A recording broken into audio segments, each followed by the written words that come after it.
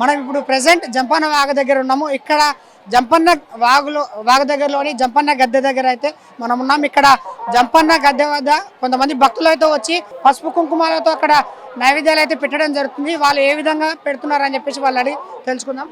నమస్కారం, ఎక్కడి నుంచి వచ్చాము? మేము ఖమ్మం జిల్లా బాణాపురం జంపన్న కాడికి వచ్చిను. స్నానాలు చేసి ముడుపులు కట్టుతాడు. సంతానం లేని వాళ్ళకి ముడుపులు కడితే సంతానం అందిద్దని ఆశ.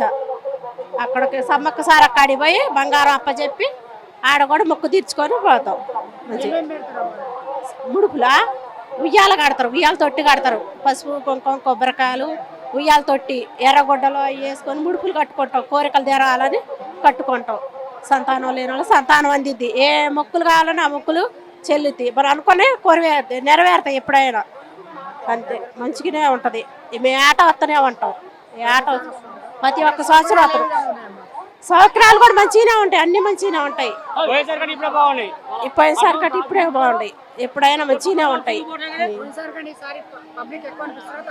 ఎక్కువే అనిపిస్తున్నారు, ఇప్పుడు ఎక్కువే ఉండారు. సౌకర్యం కూడా బాగానే ఉంటాయి, అన్ని మంచిగానే ఉన్నాయి. మాది ఖమ్మం జిల్లా ముదిగూడ మండలం బాణాపురం. అయితే సమ్మక్క సార కాడికి 10 ఆన్సన్ వస్తున్నాం. మాకు అంత మంచిది ఎప్పుడూ జరగలేదు. 10 ఏళ్ళ ఈ సంవత్సరంలో రేవంత్ రెడ్డి గారు వచ్చినాక సీతక్క గెలవటం ఎమ్మెల్యేకి ఇక్కడ మంచి బ్రహ్మాండంగా జరుగుతుంది. అలా తిరుగులేదు. ఇక కేసీఆర్ గవర్నమెంట్లో ఇంత మాత్రం జనమే రాలేదు.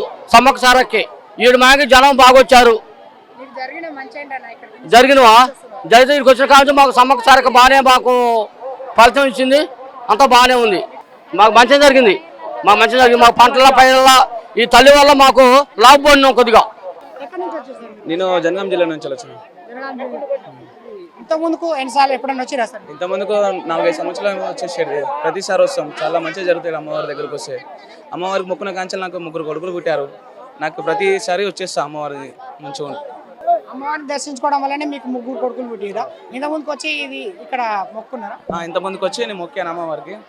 మంచిగానే అనిపిస్తుంది. ప్రతిసారి వస్తాను. నేను ప్రతి సంవత్సరానికి వచ్చేస్తా. పోయినసారి కంటే ఈసారి ఫ్రీ బస్సులు పెట్టారు కాబట్టి రేవంత్ రెడ్డి గారు చాలా ఎక్కువ ఉన్నారు పబ్లిక్. కాబట్టి ఇట్లాంటి ఉద్దేశాలు ఇంకా చాలా భక్తులకు జరిగేటి ఉన్నాయి. కాబట్టి అన్ని అనుకూలంగా చేయాలి.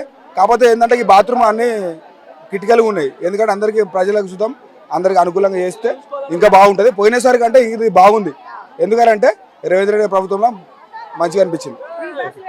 ఫ్రీ బస్సు పెట్టి చాలా మంది భక్తులు బాగా వచ్చారు. చిన్న పెద్ద అందరు వచ్చారు ఫ్రీ బస్సులు కాబట్టి.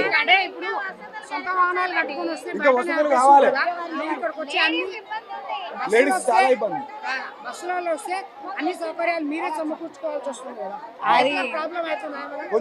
కొంచెం లైట్ ఉంటది కదా, మనం ఆయనతో లేకుంటే ఎట్లా?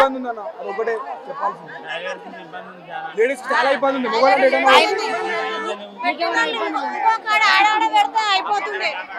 ఒక్కటే అయిపోయింది, ఇబ్బంది పడుతున్నాము లేడీస్ లో. ఇంకా వేరే కాడ పెడితే జర అది వేరే ఉంటుండే. మళ్ళీ అట్లా మంచిగా పెట్టాలి. ఇబ్బందే ఉన్నాయి, జర చాలా మంది అయ్యి టైట్ అవుతున్నాయి.